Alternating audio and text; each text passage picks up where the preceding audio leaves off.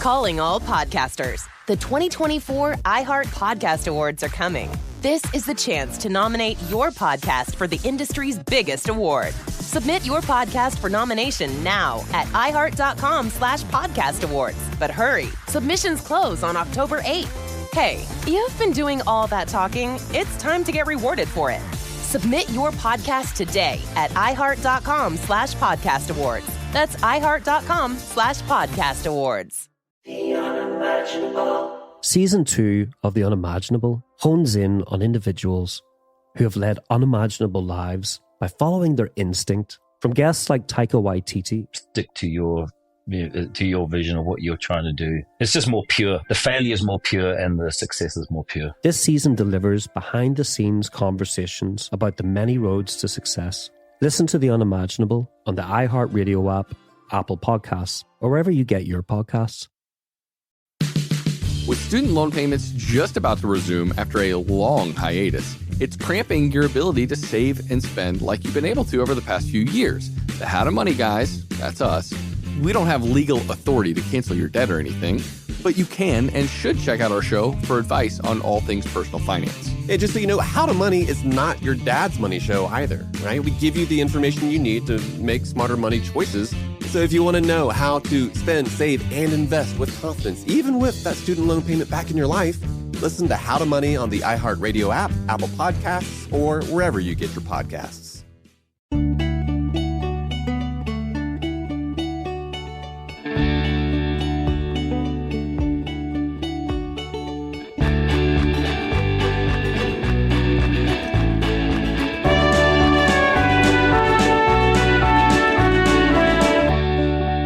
Last 2 days, it's just been a series of unfortunate events. You know what I mean? It just like I woke up, kids off, nothing was working. It's just been a day.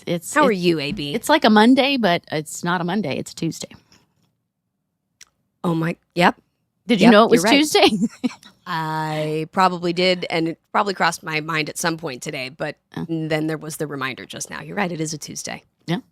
Well, yeah. Very Monday energy. It is very Monday energy, but that's okay. Are we recording? Is this I thought this was our pre-show chatter. Okay. Don't we do pre-show chatter? I didn't, you know what? You didn't do the 1, 2, 3, but that's fine. That's fine. I should 1, 2, 3. We're going. Okay, I'm here. I'm here and I'm alert. Now you're here? I'm sorry. Okay. Prior to that, you were just like, are you going to shut up so we can start doing this show? I'm sorry. This is just it's a tick that I have, but no, I'm doing great. Take those out with tweezers, very, very careful. ticks. I'm sorry. I showed up ill prepared and in frazzled energy, and I've brought it to you. No, that's okay. So you're welcome. I'm still recovering from 90s Con. So I know. I know we're going to do a special episode about that. So yes, we don't need to get into too much detail, but no. Yeah, no, that was a weekend to remember. Yeah, a weekend, and I definitely feel like I totally have been fighting off something. My sinuses are a mess. Like I think I returned with a cold. So well, I haven't been feeling great either. I got full on COVID. I'm renaming it COVID Con because COVID Con. I mean, it was peoply. Yeah, there was like 40,000 people there. I'm like, well, all right. I knew it was a possibility. So but that's all right. That's all right. You'll have to listen to our special 90s Con episode though, where we recount all of the fun and all of the details and AB and I's travels and adventures together. It was so fun, and it was so fun meeting all the fans of this podcast. Like I was blown away. I was so excited. So many people coming through the line. I would say like 90% were like, oh my God, I love you and Andrea's podcast. Howard Tanneritos is great. It's so funny. I love your stories. They love it. I was so tickled by this. So thank you guys so much. Seriously. I'm so glad that you all are enjoying the show. And to any new listeners out there, I hope you enjoy your first episode. Go back and catch the rest of them. Make sure you subscribe so you know when they're coming out. Because we're going to be putting out some fun little like mini-sodes too. Yeah. It was great. Other things. And the fans brought receipts too, because we apparently have gotten a lot of facts wrong. So. Seriously, next time I do one of these, I'm just going to sit there with a notebook and just be like, hold on, let me write down what I got wrong. Oh yeah, because there was a lot, and they were like they brought evidence. They were just like, look, you got this wrong and this wrong. I'm like, okay, so this is now a fiction podcast, and right? Yes, we're just making it up as we go along. We're just making it up as we go along. Well, I've been listening to all the episodes, and it's funny though how much I wish I could like remember so much more of the behind the scenes stuff, like I can about Fuller, you know what I mean? Where it's like I was an adult and I, although a lot of those memories are like just so seriously burned into my head, but I know there was so much else going on. And, when you're a kid, you're not really paying attention to the world around you. Absolutely. Or is that just my kids? Just my kids? No, that's my kids. Yeah. That's me still at age 47. Just not always paying attention. No, that's not, well, attention disorder and selfishness, or you are the least selfish person I know. No, you're right. I am just, I mean, that was pretty selfish of you to say. Of course. No.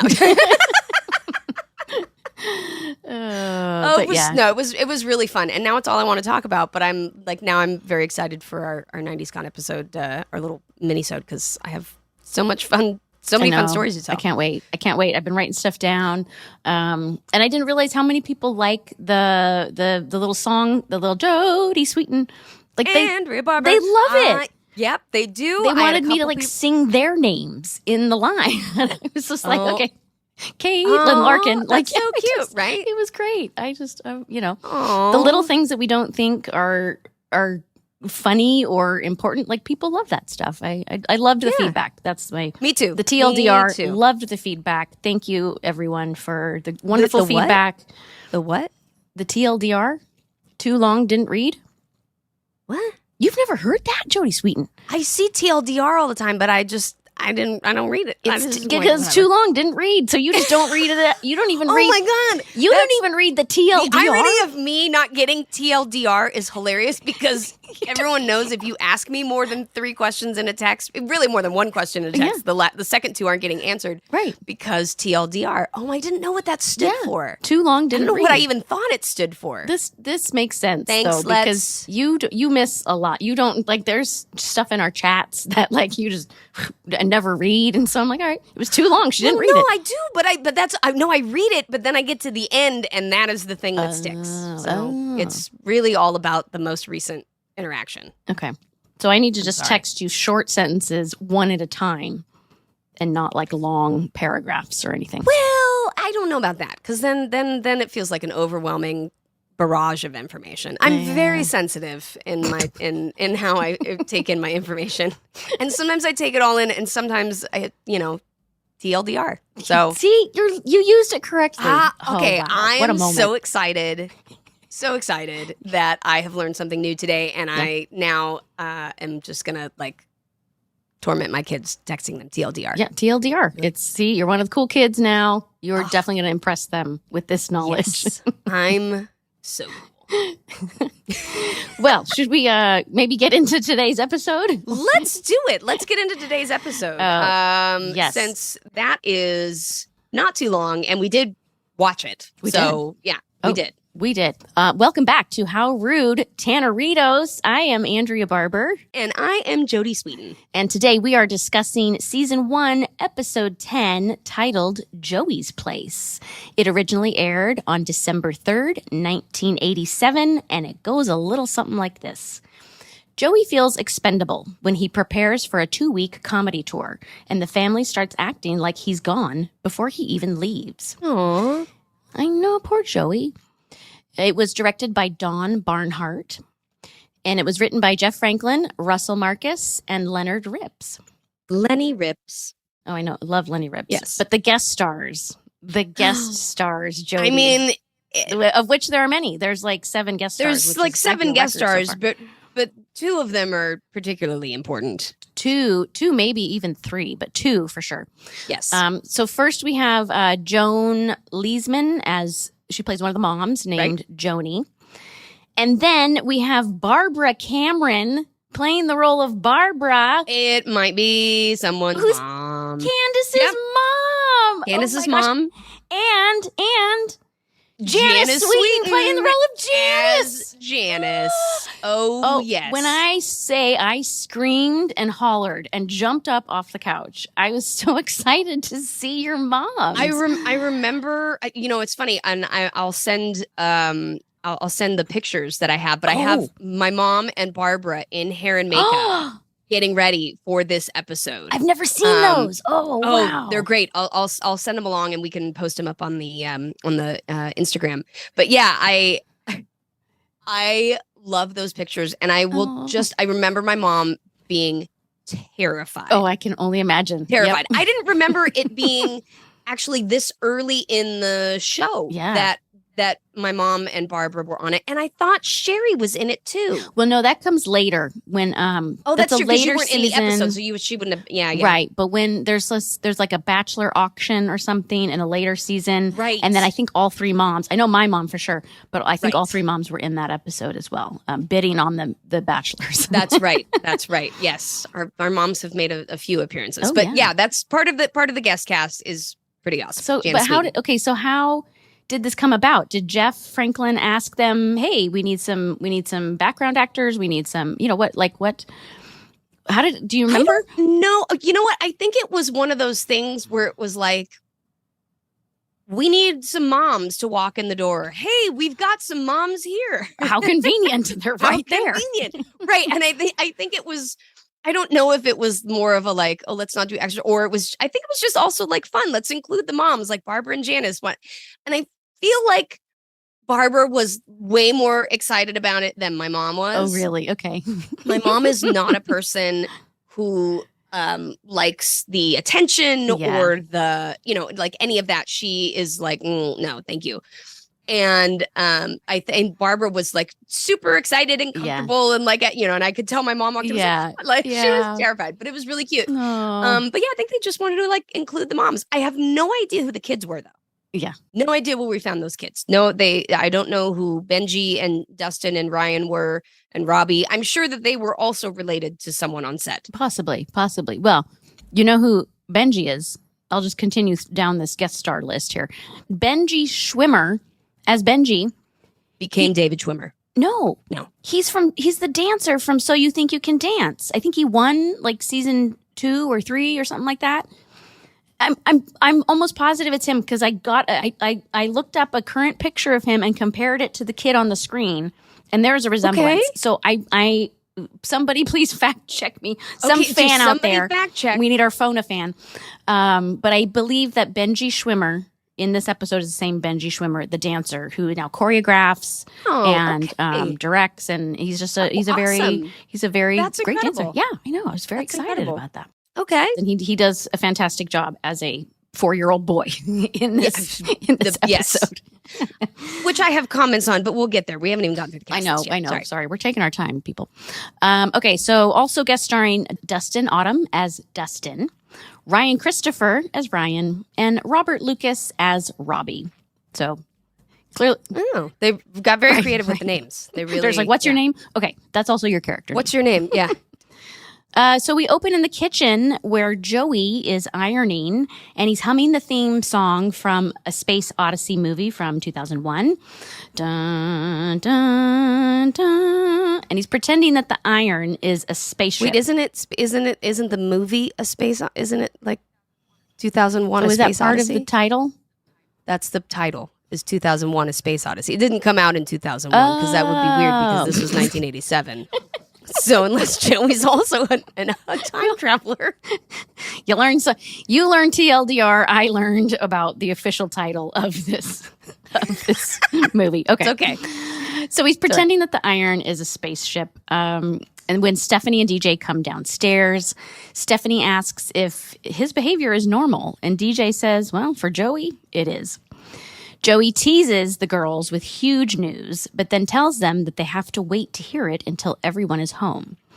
Jesse comes up from the basement wearing his exterminator uniform and asks the girls for a kiss, and then tells them, don't ever kill bugs for a living.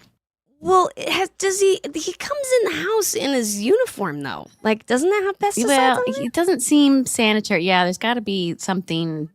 I wouldn't go kissing children in a suit I've just kill Yeah, bugs in. I don't want to Just take saying. that right off and put it in the hamper, but it's Jesse. He has different standards. It's true. But also, fair to mention the amazing 3D shirt. Oh, yeah. that What I is this have shirt on. that you're wearing? 3D shirts were very big in the 80s. And by 3D, I mean like actual pockets with like little sewn things on it and like actual hair coming cute. off of like a picture. Yeah, it was a 3D experience. It was like the ugly Christmas sweaters that you see, but just for all the time. Oh, man. That must have been so fun as a kid year to wear round. those. Weird sweater And then you get to things. touch them and feel them. Yeah, right. And usually playing with, and that's distracting. Yeah. But fun as a 5-year-old, I'm assuming. Oh, for sure. For sure. So Joey again teases that he's excited to share his big news of the day, which the girls are finding this very torturous. Oh, Right? It's like, come on, just spill it. Danny enters the kitchen coming home from work, and he's wearing that stellar gold San Francisco 49ers jacket, which he's worn before in a previous episode, which is pretty awesome. Fantastic. It's pretty awesome. And apparently this jacket is still worth like $300, $400 these days. Like, yeah, the original ones Yeah. for sure. I have one somewhere. You do? Ooh. I think so. Keep that safe. I think I do. Yeah. So Danny gives the girls a big hug, and the girls rush away from Danny back to Joey and say, okay, we're all here. Now spill it. Joey says, I have been chosen as one of the hot, up-and-coming comics to go on a 2-week 16 college tour. Yes! Everyone cheers, and DJ touches him with her finger and makes a sizzle noise, saying, "Tss, ooh, the man is hot." Which is a great delivery by Candace.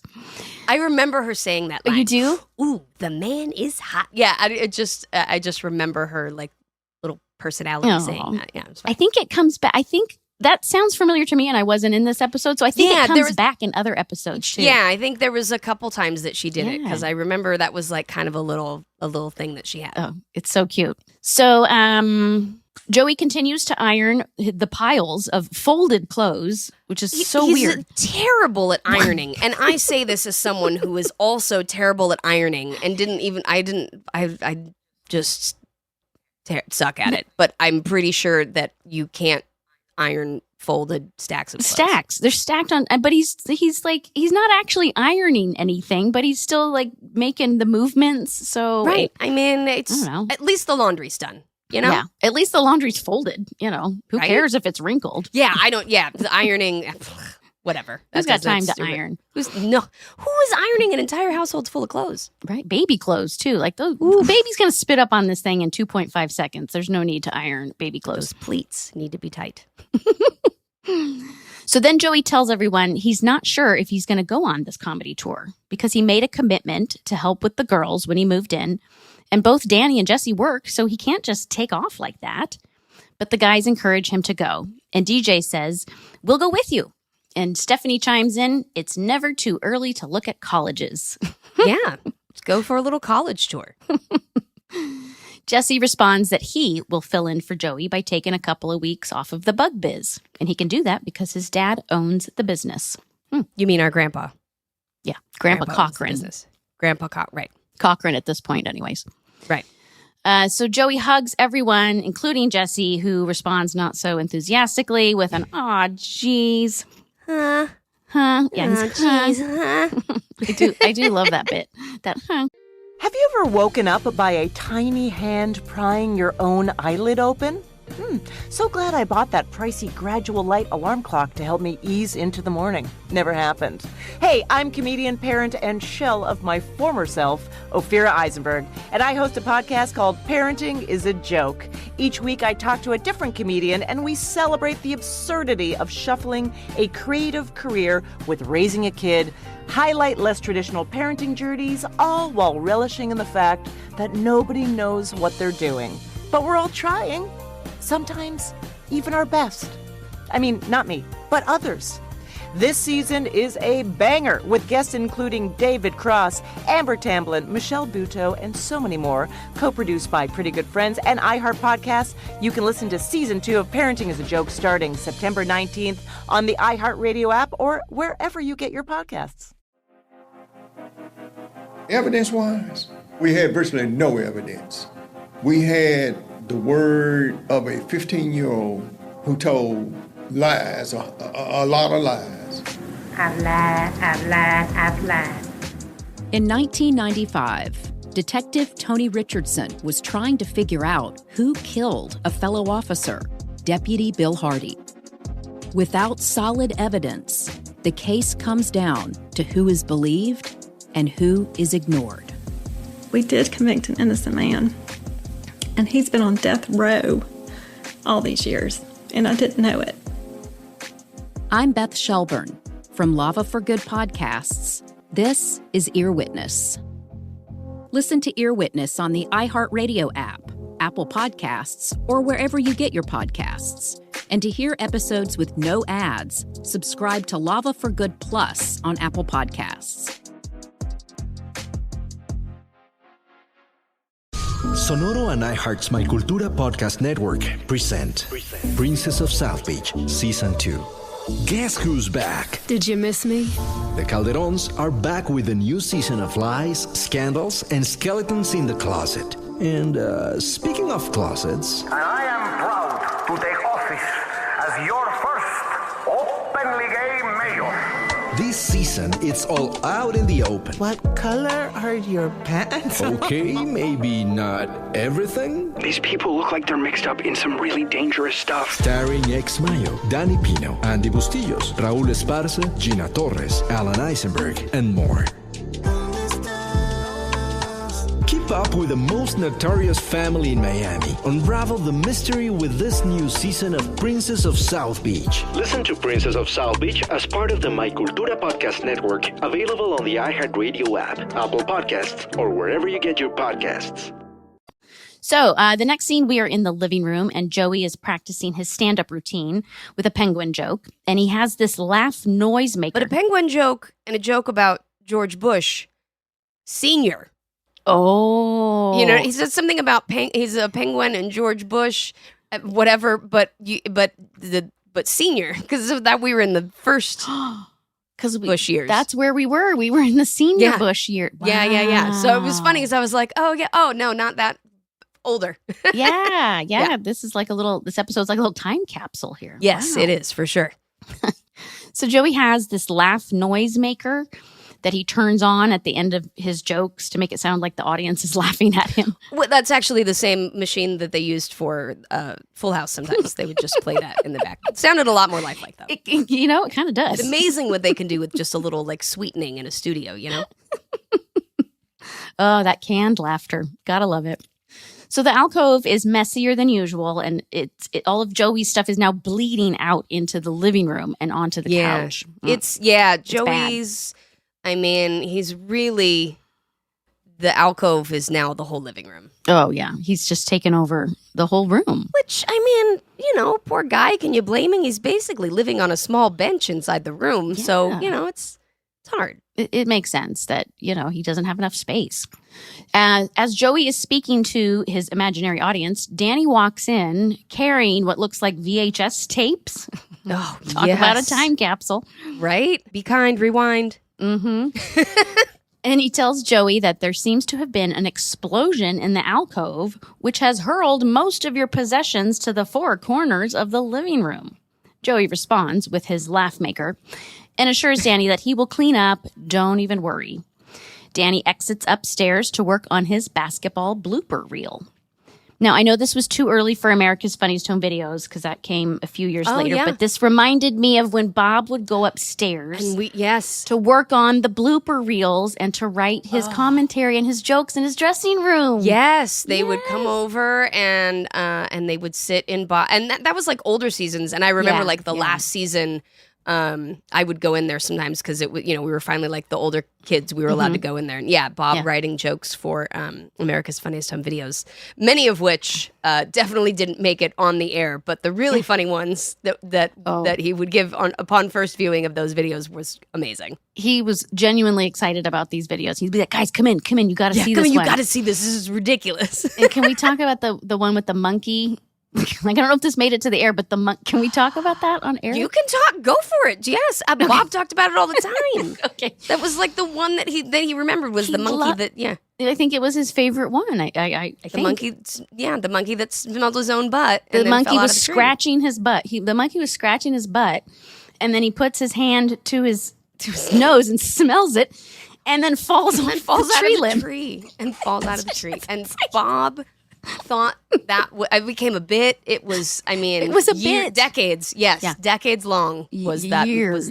was the thing. Yeah. But yeah, Bob and the VHS tapes. Oh, yep. That brought back such a sweet memory Seriously. of all of those moments. Oh, I know. Okay, well, back to the show. As Danny exits, Stephanie comes in the room, full force in her honeybee costume, which is still so cute.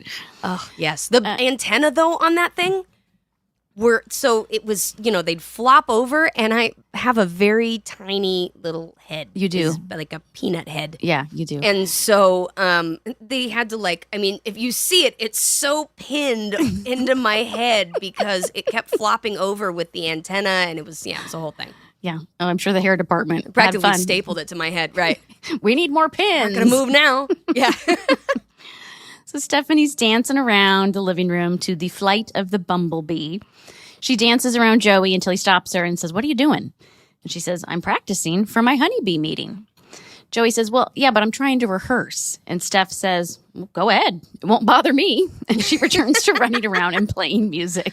Yes. Children. Oh, Jodie. Yeah. It's like my kids when they come in here and I'm like trying to get something done. They're like, "No, it's fine. I'm just going to sit here and like watch TikToks loudly in the background." Loud. And you're like, no, no, you're not. No awareness of what's Right. going on with the adults. Mhm. In the next scene, we're in the upstairs hallway. Joey is coming upstairs, and he goes right into Jesse's room. And he says, "Hey, I'm looking for a place to rehearse." And Jesse tells him good luck because he's jamming away on the guitar. Then DJ opens the door and tells Jesse she's trying to do her homework. Can you keep it down? Because he's riffing on this guitar. Joey thinks to himself, Michelle. And he goes into Michelle's room to try and find a quiet place to rehearse. And Jesse could close the door too. Right, He could I also, know. he was playing with the door open. Like, Close it. honestly, Jesse, come on. So Joey finds Michelle in her crib, and she's making baby noises that are repeated back to her by a toy parrot. Although there was a couple of genuine baby noises in there, but that first baby noise when he like walks into the room and you hear like a baby voice or something. Yeah. That is definitely like a baby voice actor. That's the voice Or maybe actor. it was Dave. I don't know, but it sounded like, I was like, oh, that's not an actual baby. Yeah. Yeah, that's not a genuine. But then they're getting to the point where we start seeing Ashley, Mary Kate talking more and like babbling more and all this kind of stuff. So they're trying to, incorporate that a little bit with like the talking parrot and things like that. Oh, it's great. It's so great. And you can tell she really likes this parrot toy. Yeah. It's adorable. So Joey says, "I see you have company," and he excuses himself. So next we find Joey in the garage, and he's practicing his stand-up routine with his fake laugh player. And for some reason, he's now wearing a striped cardigan over this like geometric Tex-Mex shirt. Well, because the garage is cold, so he needs a sweater. That's the implication. That's why. Okay, I was wondering. I'm like, why did he put on this mismatched Yeah, it's sort sweater? of not. That's kind of the. Well, then I think it's mentioned that it's like, oh my God, you're down here in the cold garage or whatever.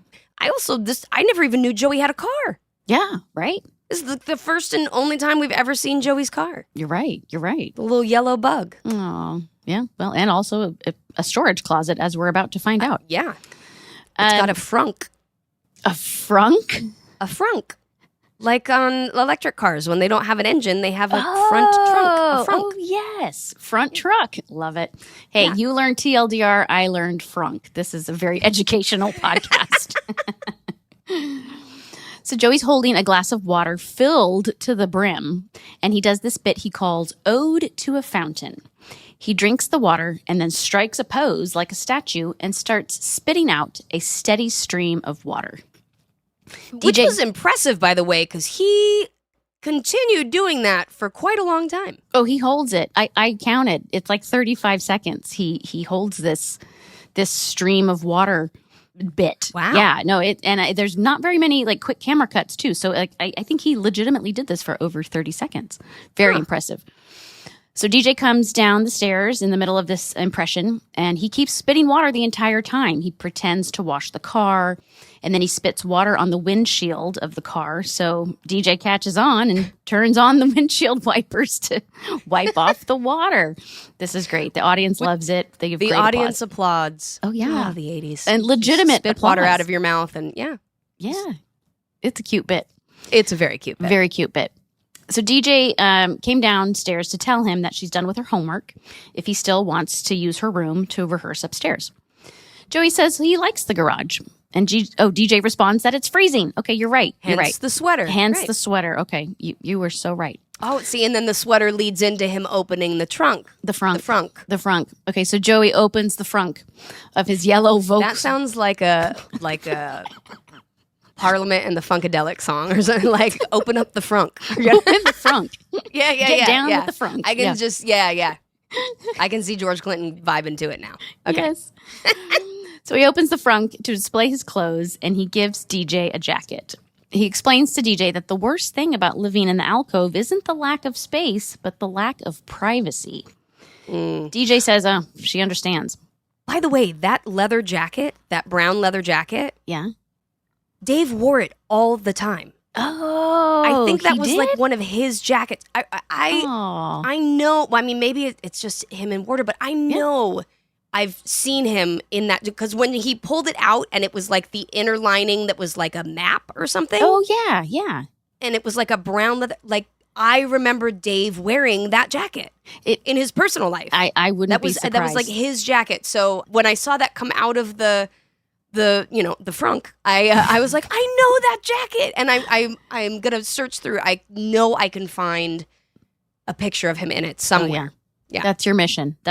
Find a picture because it doesn't look like a very Joey-esque jacket. It does look right. It's more a like very a Dave jacket. Yeah. You're right. Ooh, It's like like a bomber jacket, sort of like a pilot jacket. Yeah. Yeah. Oh, good attention to detail, Jodie. DJ says she understands about this lack of privacy because she lives with a 5-year-old who thinks DJ was born to be her playmate. Joey reminisces of an earlier time when he had his own place, and DJ says she remembers a time when her Bananarama poster didn't have to share a wall with Rainbow Bright. Blasphemy. Rainbow Bright is amazing, and I had a Rainbow Bright birthday party, and I love Rainbow You Bright. did? Oh, yeah. But when I think my 3rd birthday party was Rainbow Bright themed. Yeah. Got to find a picture of that too. Oh, let's hit up Janice. You know what? I need to go. Okay. I'm gonna forget to write this down, but I'm telling you that I'm gonna write it down. So Okay, I'll write it down for you. Pictures, great. Got it. They both say, well, not that we're complaining. And Joey tells her, I know, they're not complaining. They're just, sharing. They're swapping stories. But they are complaining, and it's sad. Like, poor DJ had her little sister move in, and now her mom's gone, and the picture-perfect pumpkin pie. It's been a rough year. Joey, his closet's a frunk. It's just, there's a lot of emotions happening, and I kind of feel bad. Yeah, you do feel bad for them. As Scott Wenger would say. I feel bad. Yes, but they're bonding over this. They are. It's really sweet. It's a sweet scene. I love this scene, and I love that DJ's the one that really, like, she knows that it's hard to share a room, but, like, she's really thinking of Joey. It's just, it's such a sweet storyline. I forgot that she's the one that really kind of connects with him on that and, like, advocates for him to have his space. It's very empathetic for a 10-year-old. Seriously. Yeah. It's great. I wish my kids at 10 years old. Right. At 10, they would be like, I should get me. that room in the basement. Right. Like, Right? you know who should leave? All these people. Right. So Joey tells DJ if she really wants to do something for him, she can go get him a glass of water so that he can finish washing the rest of his car. DJ exits with a sweet glance back at Joey, and they share this sweet moment. It's such a great scene. So now we are in Michelle's room. Danny and Jesse are changing Michelle's diaper while DJ explains how sad it was to see Joey in the garage telling his jokes to no one. Oh, wow. Well, when you put it that, he's just rehearsing. It's not like that's all he can get. He's rehearsing for a tour, not just standing there telling jokes in the garage and spitting on his own car. Yeah, it is sad when you But it is when you put it like that. You're like, wow, it's pretty pathetic. It's very pathetic. And Danny agrees. Yeah, this is sad. Jesse says, well, at least we didn't have to watch it. Of course, Jesse. Oh, just so much emotion. Yeah, DJ has more empathy than Jesse at this point, which is saying something. Danny says, well, what Joey needs is his own room. And we get another great unscripted baby moment when Michelle grins and she points at Jesse and the audience claps. It's just it's so cute. So cute. And also you see those antennae that I was speaking of before. Yes. Okay. I was going to say, because it's so distracting. Because you can't really see you, but you can see the antenna. No, it's just the stupid little antenna. It's the antenna. I don't know why I wasn't like, I was waiting for my cue to come in. And apparently was oblivious to anything else going on behind me, that there was a scene.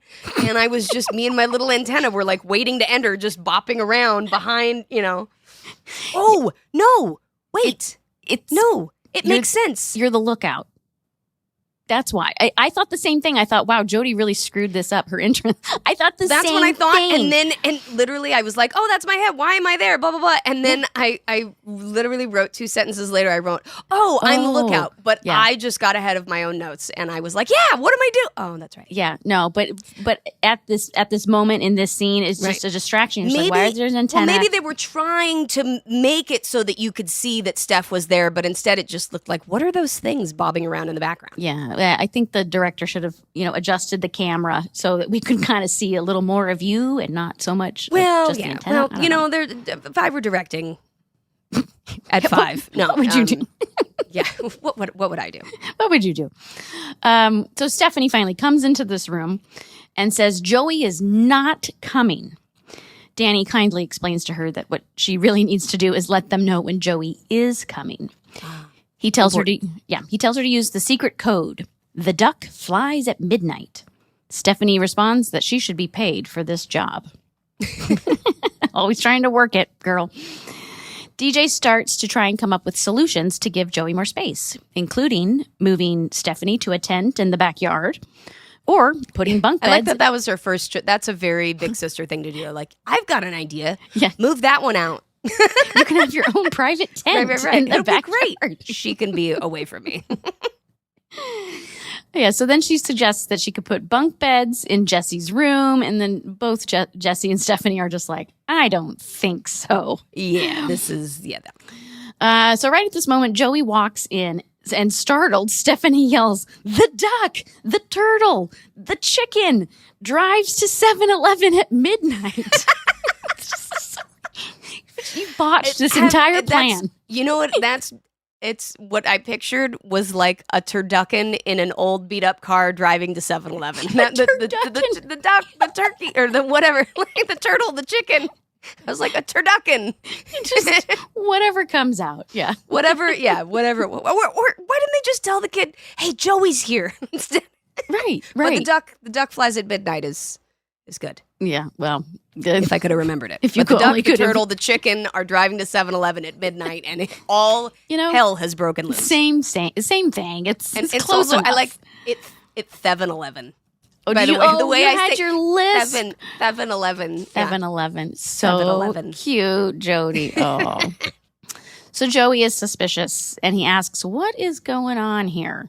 Jesse tries to cover by saying, we have this new family ritual where we all sing Michelle to sleep. Joey asks, well, why wasn't I invited? And Jesse tells him because, it's a 4-part harmony thing, and then they all start awkwardly singing different songs like Lullaby or Farmer in the Dell. It was beautiful. It was a hot mess. Gotta have singing. It's continuing the... It continues the streak. Mm-hmm. Yes, it does. It counts. So Joey leaves the room. And when he pops back in for a second, Stephanie screams, the duck, and Joey leaves the room. You're so close, Jodie. You're so close. Almost. So the next scene, we're in the kitchen, and Jesse is making breakfast while Joey is trying to explain the household schedule he put together and color-coded with note cards on a cork board. Now, this was one of those moments where, we've talked about sort of Danny developing through the years this like organization style and like, the neatness and all this kind of stuff. Now we know Joey's not a neat freak. No, correct. But he's starting to come up with this like organizational chart, right? Yeah. Do we think that Joey actually influenced Danny in that regard with the organization stuff? Because these are these are skills that Joey is showing You're us, right. but not necessarily Danny. You're right, because So is it over time that Danny picked these up from Joey? Maybe that's Joey's a great maybe question. Joey's not like tidy, but he's like mentally organized and can, move things around. Yeah, he's doing the mental load, the things that we do to run the household. Emotional load. Yeah, Uh-huh. that's what he's carrying. we know what that the is. mental load. And he's folded laundry. He's tried to iron it. He's got a schedule. Yeah, maybe this is this is another origin. We see Joey really loving this new role, and I feel like he maybe taught Danny a few things. I like this theory. I am buying into this theory. I like it. Everybody to chime in and tell us if you agree with this. Did Joey start the cleaning trend? Right? I'm just watching sort of things as they go. Yeah. I'm like, But just take note. see how this goes. Yeah, just take like a mental note and just be like, okay, I've clocked that. All right. Yeah, I feel like this is, a bulletin board of appointments is just a few years away from clipboard of fun. Oh, you're blowing my mind here, Sweetin. Right? Yeah. Well, useless things that I think about. You excel at that, no doubt. Wait. I'm just kidding. That's a compliment. Right? So Danny and the girls enter from upstairs and take a seat at the kitchen table while Jesse starts spouting off everything that he has prepared for breakfast, including the morning paper with the sports section right on top. Wow. Killing it. What service? I know. He's really stepping up. Both of the guys are really stepping up. Right? Yeah. I'd move in. Yeah. And Danny says, it looks like Jesse. It sounds like Jesse. I think I'll keep him. So Jesse asks, hey, how is breakfast? And girls say, we want seconds. Joey, concerned, asks, well, why doesn't anyone ever want seconds when I cook eggs? Nobody answers. Who's Hazel, by the way? I don't know, which is why I didn't say this part. Well, I know, but now it was a question for me. It was, to me, it's definitely a television reference that was probably like 70s or maybe early 80s that I was like, I actually didn't get this one. Yeah, Hazel. I don't know. And I thought maybe I misheard the word. No, I think it was probably from another sitcom or another, they make a Leave It to Beaver reference, probably another sort of housewife or, whatever. But I wondered if you knew, because I was like, who's Hazel? I'm clueless. I have no idea. Okay. All right. It's a mystery. Remains to be seen. Yeah. So Joey's like, why don't people want seconds when I cook? And nobody answers. It's very awkward. Danny asks Jesse if Michelle has eaten yet, and Jesse responds yes, and she's sleeping it off. And Danny is very impressed with how helpful Jesse has been. Danny gets up to leave for work and wishes Joey good luck on his comedy tour. He then takes Jesse aside and asks if he's thought any more about the alcove problem for Joey. Because the best place to have this conversation is 6 feet away from the person that you're talking to. Right. Isn't this such a sitcom thing? But it's such a, we see it all the time in TV and movies, and, that just by cutting people out of a shot or putting them in the background, it looks like they're so far away that there's no way that they would ever hear you in the room. Yeah. And you're obviously having a private conversation when in reality you would be like 6 feet from each other, and it'd be super awkward if you were like, hey, come here. So that guy, Right. And of course, right. And like everyone else just like, we don't hear anything. Yeah, of course, the girls are oblivious and not hearing what's going on. The magic of movies, right? I love it. Yeah. I love it. You're just a little blurry in the background. Obviously, you can't hear. Well, there's no time to do a scene change and move to a different set. There's no time for that. I wouldn't. No, that's like a single camera next scene. And then, no, I don't mean it like that. It's efficient. But it's one of those things that I like thinking about, because it's such a TV movie thing where you can just create the idea of privacy or the idea of a more private conversation in a way that you never could before. Mm-hmm. Also, fact check from our amazing producer, Jen. Fact check. Hazel was a 1960s family sitcom. Oh, really? So there we go. Wow. Yeah. The more you know. Yeah. Never saw it, never heard of it. This is the first time I've ever heard of this. Me either. Okay, well, back to this private conversation 6 feet away from the family. Jesse says that he has stayed up all night thinking about the alcove problem. Danny says, well, I thought you had a date. And Jesse replies, well, I stayed up all night. Wink, wink. So it's like, at least he didn't describe the date. I know he has to talk about a girl or a date every episode, but at least he didn't describe it. And at least it's not in front of the girl. That's true. It was, it was in a private conversation. So obviously none of the kids could hear. It's improvement. This is improvement. It's for Jesse. Yeah. He didn't stick his tongue down anyone's throat when they walked in the door. So there we go. A first. Boundaries. Yes. Yeah. So the bus horn honks and the girls get up to leave for school. Joey says he forgot to pack their lunches, but Jesse pulls out a lunch pail and a brown sack lunch, saying he already took care of it. The girls kiss Joey goodbye and wish him luck. Stephanie exits by saying, see ya in a month. And Joey reminds her, well, wait, it's only 2 weeks. Joey starts to remind Jesse about the chore chart when Jesse interrupts and says, we got it. We can take care of it. We don't need you. And Jesse ushers him out the door. Joey goes into the living room and he goes to say goodbye to Michelle, who is in her playpen. And alone. Always. Why is this child always alone in rooms?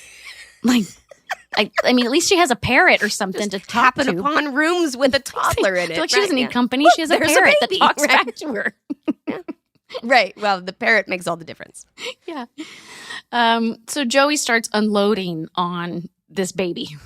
And he says, something weird is going on. They're having family rituals without me. I can be replaced like that by a rock and roll exterminator. Maybe they don't need me. The baby seems to say, why? And Joey says, exactly. You're the only one who seems to care. Aww.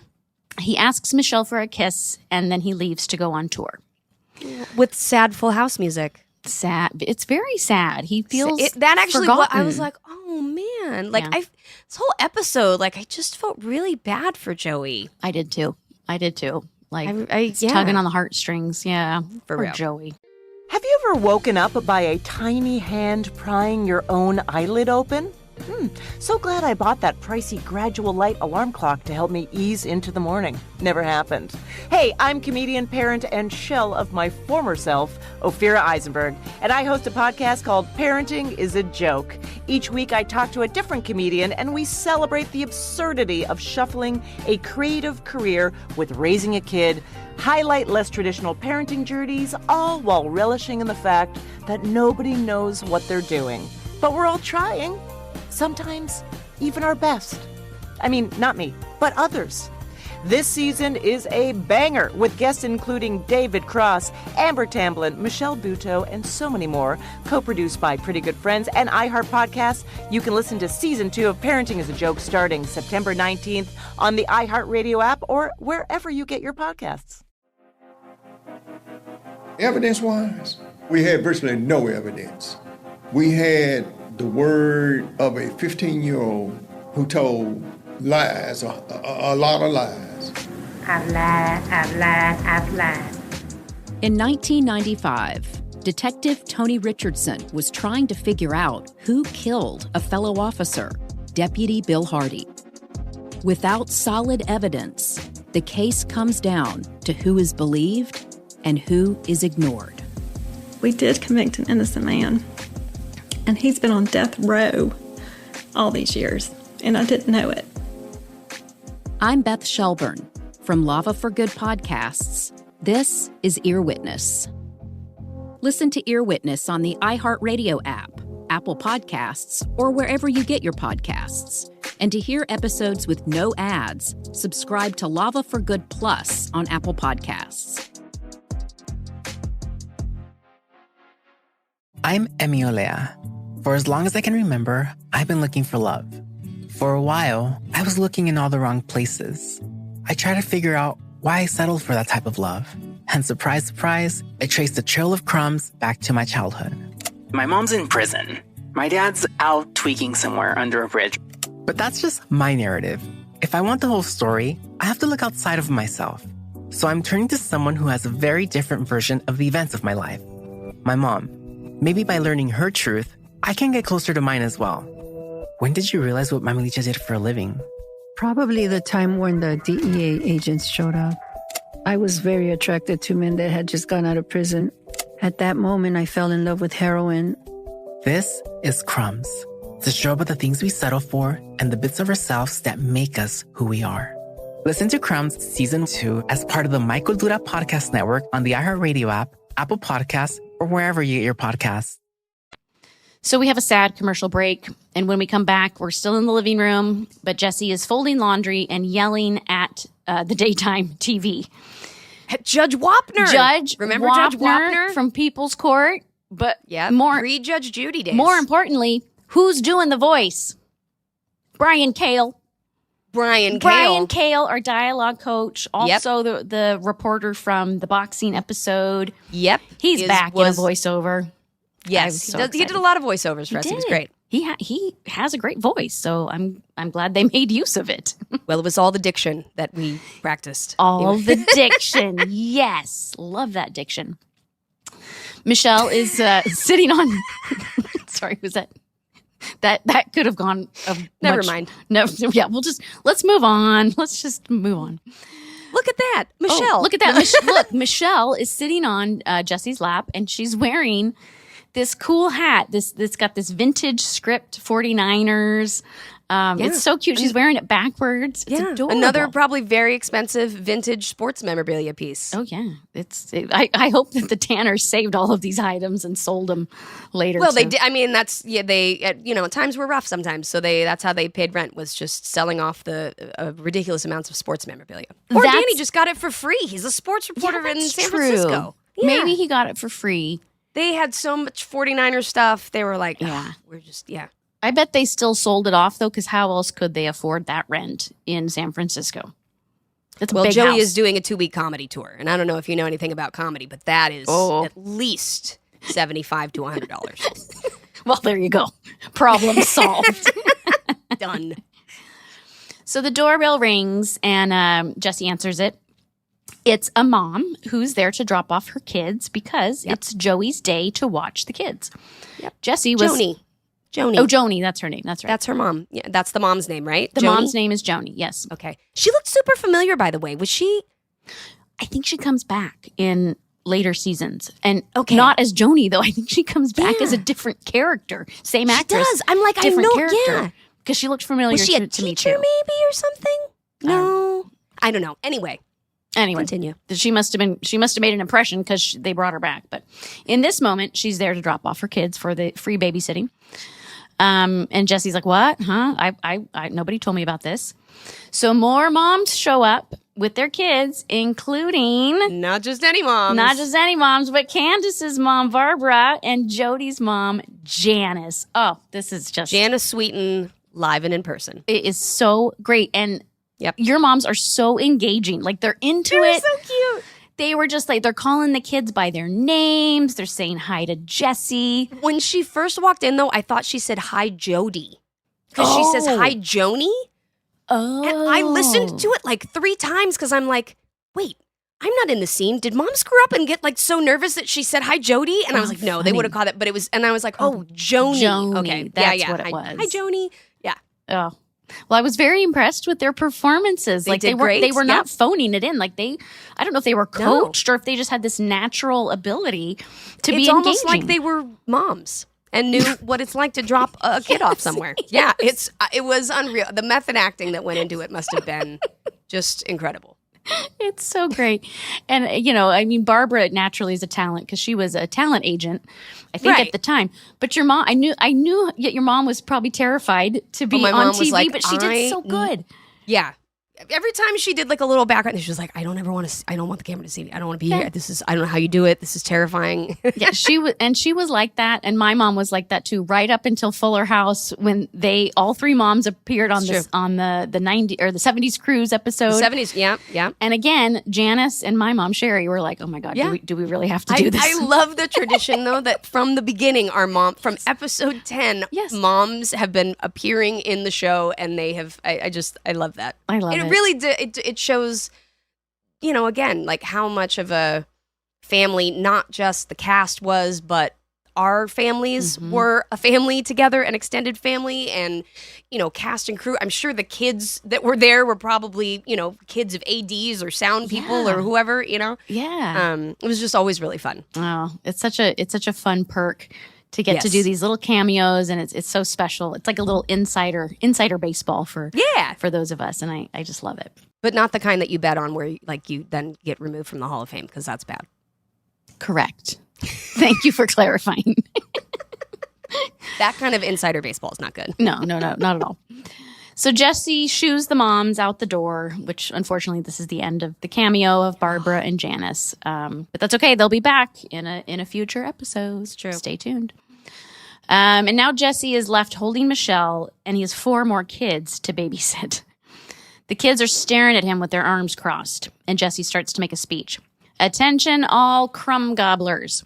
Joseph is out of town, and now Big J is in charge. I can be your best friend or your worst enemy. The choice is yours. One of the kids yells, It's a great way to introduce yourself to children, by the way, is be like, I could be terrifying. Well, you know, he's no, I'm serious. It is. It's great. Just be like, I could really scare you, and then don't say anything else. That's on brand for Jesse. Yeah. He's just going to scare these kids into submission. The last comment he makes, I was like, ooh. So one of the kids yells laundry fight, and all the kids start throwing clothes on Jesse. And he ends... well-ironed laundry. All of it, it's all a waste. And he ends by saying, what would Cosby do? We really just don't want to know what Cosby it would probably be nap time, for sure. Yeah. Sorry, okay. that's terrible. Yeah. Moving on. Moving on. In the kitchen, DJ and Stephanie are sitting at the kitchen island saying that they miss Joey. Stephanie suggests that they start eating without Danny because sometimes he's home late from work. Jesse, who's wearing an apron and fixing dinner, says, no, we gotta wait because a family eats together. DJ says, can we start on some vegetables? And then stops herself to say, vegetables? I must be starving. Seriously. My kids go for vegetables. Something's wrong. Yeah, something is seriously wrong. Danny enters the kitchen and says, hi, honey, I'm home, and starts to explain why he is late. Jesse interrupts to say, give me a break. And then he reads him the riot act like a frustrated housewife. This was so funny. It was such a great read. Oh, it's so funny. It was such a great read. And I'm not going to do it justice, but I'm going to try. You walk in 25 minutes late and expect sympathy. I have cleaned the house and washed and ironed your clothes and ran a daycare for socially deviant munchkins and missed Oprah. And he's doing this as he slops mashed potatoes on each dinner plate for emphasis. It's just slump. Yeah. Mashed potatoes are a great tool to really flop down on a plate. Because they've got some weight to them. And it makes a sound. And they splatter a little bit. Right. They perfect emphasis when you're just a little bit angry. It was great. Perfect prop for this moment. Danny tries to apologize, but Jesse ain't having it. Do you realize my chicken tetrazzini is ruined? And he pulls it out of the oven to show... Wait, what? Did I say it wrong? No, you didn't. You said it right, but it reminded me of Tetris, which was also big in the 80s. Oh, yeah. Sorry. My brain. No, that's okay. Non sequiturs, that's okay. Chicken tetrazzini is ruined. Tetrazzini. I don't think I've ever said that word before until now. So Jesse pulls this out of the oven to show Danny, and did you catch this? That this is hysterical. Jesse initially grabs pot holders to retrieve this chicken dish, but then he ends up just grabbing the dish barehanded and carries it over to the kitchen table. It's just... Well, because it's ruined, because it's cold.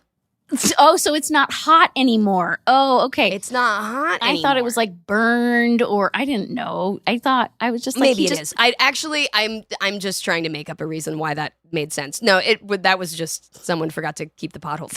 John but forgot it could to keep be that the maybe it was maybe it was supposed to be because now it's cold. Yeah, okay, we'll go with that. Either way, the chicken tetrazzini has gone. It's done. Nobody's eating that chicken. Nope. Jesse is still continuing this tirade before he stops himself suddenly and says, what is happening? I'm turning into June Cleaver. Danny tells everyone that he spoke to a contractor, and to solve this alcove problem, they're going to build Joey his own bedroom while he's gone for these 2 weeks. DJ says, great idea. And Jesse looks up and says, oh, great. Another room for me to clean. Relatable. DJ says, the chicken's pretty good. And Stephanie chimes in, yeah, it's just a little dry. And then she kisses Jesse on the lips, and it's such a sweet little moment. Aww. I have pictures of me and John from like a moment back. So, like it's like a Christmas party or something, like giving him a big kiss. It was super cute. But that was like his thing. He was always so kind and sweet and generous to us. That was another like unscripted little moment that he just kind of added into. That's so sweet. Yeah. Yeah, we would just add in like little moments of affection at the end or with the babies or with the, that just kind of happened naturally. Yeah. And again, it was those things that built that real family vibe because they were just real moments between us. Yeah. Oh, I love it. I love it. So next we're in the living room. It's about 2 weeks later, and Joey, in his cool leather jacket, opens the door and says, I'm back. He walks into the living room and tosses his bag into the alcove when suddenly he notices all of his stuff is missing. Stephanie peeks through the kitchen door. She sees Joey and she runs back into the kitchen yelling, the duck flies at midnight. I got it. Finally. You finally got it right. And I can tell that Stephanie is just so proud of herself. Oh, it's true. It's like when I finally get our recordings put into the Dropbox. Yes, I'm like, I did it. Yeah, I just get very excited over small things. Danny tells everyone to be cool when Joey comes in, as they're all playing this game of Monopoly at the table. The calmest Monopoly game I've ever seen a family play. Right? Yeah, very calm. My mom made us put Monopoly away at the house, and she's like, you can't ever play again because it just would get too heated. Or I'd be the banker and forget and just start dealing money for myself out of the bank. It's stressful being the banker. Like, oh no! I always hated being the banker. It's too much stress. I'm terrible for me. at making change, but I'd always be like, I want to be the banker. You like the control. Yeah. Yep. So Joey walks into the kitchen and goes, hello. The family nonchalantly says hello back and asks him if he had a good tour. Joey asks, where's all my stuff? And they say, oh, it's in the garage. Joey starts this angry rant because he thinks they forgot about him and don't want him there anymore. He says, am I still getting mail here or did you forward it to the gutter? He walks downstairs to the garage, still ranting about all of this. He says, I volunteered to help out in this house. But suddenly, he sees that he is in his new room that they have built inside the garage. Joey is stunned, and then he calls himself an idiot. Oh, this room is, first of all, get me that contractor's number because 2 weeks for a full bathroom and turning a garage conversion into, it was great. Impressive. In a historic San Francisco home. Yes. I mean, incredibly done. So impressive. Very well done. So Joey, with the family's following him, and Joey explores the room. He's got his own bathroom, his own bed, and all of his stuff, including his mannequin, which we find out the name. Manny. Manny the mannequin. Very appropriate name. I love this. Danny tells him, you deserve it. Joey asks, well, hey, but where are we going to park our cars? And Stephanie says, the street.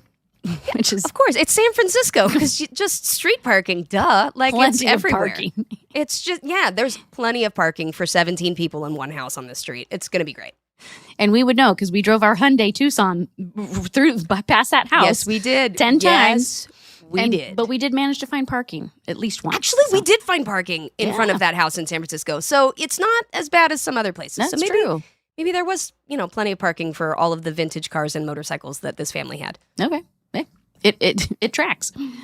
So Joey says, Danny, this must have cost a fortune. And Danny says, you're my best friend, and you're doing me the biggest favor by helping me raise my girls. This is our way of saying thanks. Joey says, no one has ever done anything like this for me before. And he says that what's even better than his new room is the fact that the family really wants him there. Danny says, your family, you're a Tanner now. And they hug. Jesse says, welcome home. And tomorrow you're on the day shift. This is so sweet. This is just really so is sweet. Oh, I just love this. So many warm fuzzies. Such a wonderful Tanner moment. It is. It's a great family moment when we realize. But it also makes it very permanent because Danny's like, I've turned my garage into a room for you. So you're here permanently now. Yeah. I think is also the message. Yeah. And I know we didn't know it at the time, but it's like, no, we got to get our money's worth out of this room. We're going for 8 seasons, people. We're going, right. Yes. Yeah, we built this room. You are here for 8 years of your life. You're never leaving on a 2-week comedy tour again. Yes. So Joey thanks everyone again, and they all jump on the bed and dogpile on top of Joey, and that is our show. Oh, Yay! So great. So great. And now I didn't remember that it was this early in the show that Joey got his own room. Yeah, I thought him living in the alcove lasted a lot longer. I did than too. this. I thought that lasted a lot longer. But I also have to say, that room in the basement, I was surprised. I was like, so Danny will build a room in the basement for Joey. Mm-hmm. But why couldn't we have turned this into a room I feel like Joey and Jesse could have shared that. It was a large room with their own bathroom. Yeah, that's true. Steph and DJ and Michelle each could have had their own room. I'm just saying. Well, the guys do get... But you know what? As adults, okay. if they're going to be That's living okay. there, it's fine. It's fine. That's fine. It's a lovely room. I would love for someone to build a little, ADU in the back of their property for me. That would be lovely. That would be a very kind gesture. That would be great. Well, I think this is. When Joey says like nobody's ever done that for me, I wouldn't think so. I wouldn't assume that your best friend has remodeled their entire home for you before. That's a pretty big rare. move. That's pretty rare. I just gotta hand it to Danny Tanner, man. He is really doing big things with being a sportscaster here in San Francisco and building this little Tanner Cochran / Katsopoulos Gladstone family. And showing his appreciation for his best friend and his brother-in-law for doing him a solid. Yep. Oh. Well, let's do our everywhere you look moments. I have one. a couple. Okay, what's yours? Okay, so my everywhere you look moment, which is always fun little tidbits of things that we see and notice around on the set or with people. Yeah. This week, I noticed in the scene where it's in the kitchen and we're all sitting around the table and DJ's talking about how she misses Joey already and Jesse agrees and all that stuff. Candace kind of has her hand up like this and you see she's got friendship bracelets on. And I think you see them in another earlier scene maybe too. Oh, okay. But we used to make friendship bracelets backstage. I don't know if those, I don't think those were ones like I made or anything, but I remember like her and her sisters and Adria, like that was kind of our little in-between activity was making friendship bracelets. It's like a little craft time. And she had like, I remember Candace they would do like all the little designs. It was like lanyards and knots and it's basically like tiny little versions of, what do you call it? The stuff that you do with rope. The looms? Macrame. Oh, macrame. Oh, yeah. You know what I mean? But like tiny, like cool little things. But she had some of those bracelets on in that scene. And I remembered making them. I did not notice. I'm going to have to go back and look. Yep. That's why I love these everywhere you look moments because you catch things that I don't. That's so great. Well, what was your everywhere you look? Well, mine, I just want to talk about Joey's new room and all the things that are in the room. There's so many things. There's so much going on in this room. Like not only do we have Mannequin Manny, but and we've got all the solar systems. We've got his hockey skates. The solar system. There's one planet. Okay, or there's one solar system. The planets in the solar system. I always wondered what the solar system tie-in though was. Is it just wacky? I like science or planets? That's a good question. It's interesting.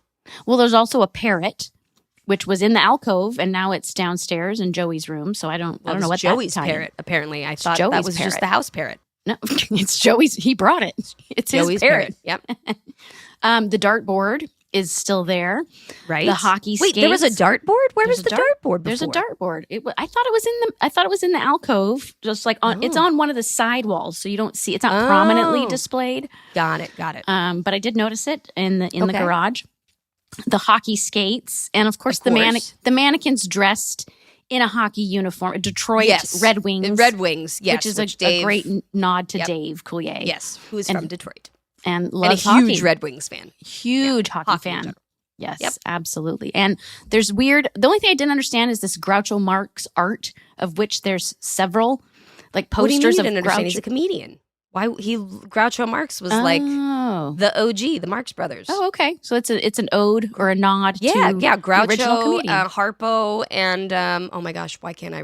Groucho, Harpo, and I'm ashamed of myself that That's I can't okay. think of the third. Anyway, that was all of that stuff was like very big comedy stuff, kind of the Comedy OGs of comedy, and Dave is a huge Marx Brothers fan. That's why he Okay. always used to talk about like Marx Brothers old school comedy, Laurel, and there's some Laurel and Hardy also, I believe. Oh yeah.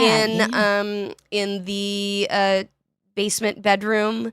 But yeah, he always used to talk old comedy with like Rich Carell and all the old producers and stuff. Yeah, it's part of what comedy history I learned was listening to like Bob and Dave and asking who people on the posters were and stuff. Oh Yeah.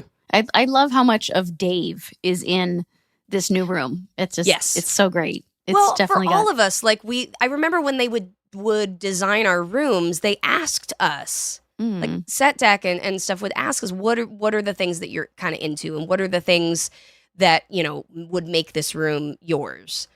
And they've always done that throughout the show, both shows. And we were able to have like a real say. So it does have elements of not only what we think should be in there as our characters, but sort of little bits of ourselves too. Which I think that. kind of always how it's been for all the characters on this show. The characters are us and we are them. There's so much of us that informs who they are and vice versa. So except with Kimmy, you were the only one that I was always like, you're definitely There's nothing complete opposite. Everything that Andrea Barber was, Kimmy was not.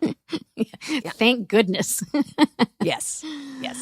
Oh. Chico Marx. There we go. Aha. Chico, Harpo, and Bingo. No, Cheapo. Never mind. There's 3 of them. You know what I'm saying? Well, this has ended brilliantly. This is, we are so professional. It's ended the way endings do. Cheapo Marx. That was Cheapo Marx. Cheapo Marx. He was a very successful producer, actually. Yeah. So. Oh my. Oh, it's so cool though to see, like, again, going back to this and watching when Joey gets his own room, and that, when before Danny was organized, and when all of these things, when, Jesse was Cochran and not Katsopoulos, and just the evolution of all of these things that I didn't really, I thought happens either later in the timeline or just differently. Yeah. So Yeah. it's like going back and relearning your own family history. Yeah, that's true. It is. But in a more fun way than just like looking at home videos Without or going the like, through the albums. what terrible things have been passed down from generation. It's more like, look at these fun things that we've created with characters. Yeah. Yeah. Aww. Well, AB, Andrea Barber. I had to say Jodie it. Sweetin. Yep. I loved this episode. Me too. It was very fun. Mhm. And I'm excited to talk about our 90s con and our little mini-sode. Oh, can't wait. If you guys are loving the podcast, make sure you are subscribing. Make sure you rate, review, share it. All the fun things that you do with the podcast that you love. And if you want to get a hold of us, you can email us at howrudepodcast@gmail.com, or you can follow us on Instagram at howrudepodcast. Oh my God, I just blanked. Yeah. You got it. Why did I think How Rude Pod? No, How Rude Podcast. How Rude Podcast. You got it, dude. Wow. How rude. No. Well, until next week, my friend. The world is small, but the house is full. Indeed. Bye. Bye.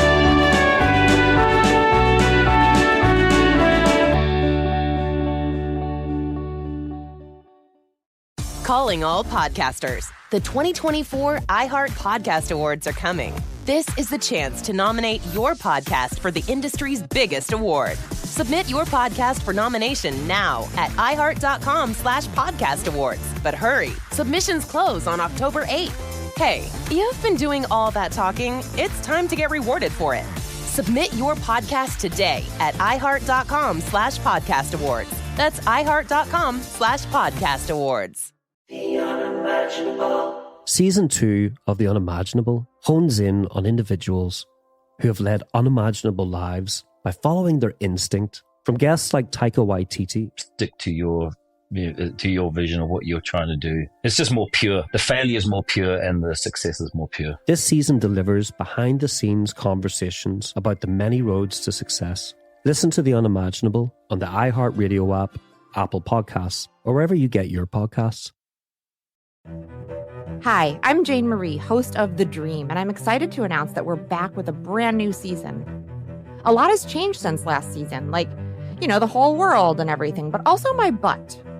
I have been sitting on it for a couple of years, and we're going to get me off it by hiring a life coach. We'll talk to the pros and some of the cons and figure out if gurus are worth the hype. Listen to The Dream on the iHeartRadio app, Apple Podcasts, or wherever you get your podcasts.